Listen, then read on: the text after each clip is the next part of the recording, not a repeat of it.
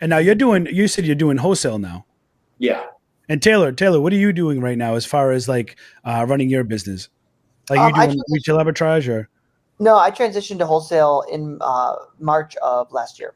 So now are you guys still using prep centers? I am, yeah. Yeah. So Taylor, are you still using that same prep center that we use together? Oh, dude, you know that.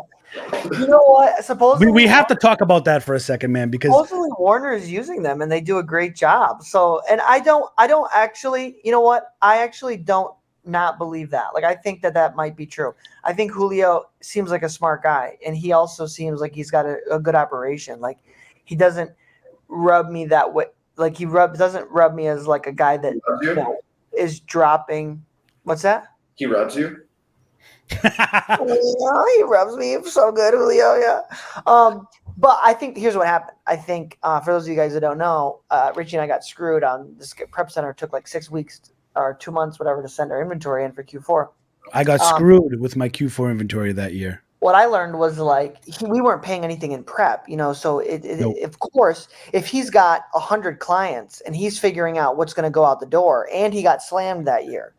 But hold on, I'm gonna push back on that for a second because he was allowing us as a free service in exchange for promotion and to bring in new clients. The tracker that I had showed that 16 people from me signed up to use him as a service. And this guy, it started out great. He was nice. His staff was nice. I'd go there, drop off the truckload, and whatever, I'd drop it off and I'd put it into the computer, whatever the process was, and then we'd say, okay, you can send this stuff out or whatever. And it started out great, but then that one time where I dropped things off at the end of November, and then they didn't get shipped out till December 23rd. Everything I bought from Kohl's, I either took a loss or I recalled to sell like by myself.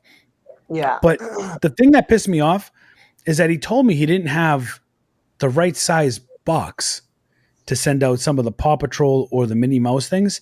And I went to Home Depot. I bought 50 or 60 something boxes myself. I had to bring a prep center boxes so they could ship these certain items out. And then on top of that, I had to take some of the stuff out because I'm like, listen, I got to ship this out. You know what I mean? Like whatever. And then he tried to tell, it was just a big mess. And, I was already on the fence about not using prep centers to begin with. And then that happened. And I'm like, see, this is why I don't use prep centers. I tried to make it solidify. Prep centers aren't the problem. I mean, I have a prep center right now that I'm paying $1.50. And they do an amazing job. Like they haven't made a mistake. I've been using them the past year, and I'm paying them $4,000 a month. So I think, and they have not made. I don't think they made a single mistake. Like, are you using Chaz out in Oregon? No, I can't. I'm not even saying who I'm using because I don't share because I know better now. But I don't blame you for it. I don't blame you and look at you as you referred me to this guy. Yeah, no, I know you don't.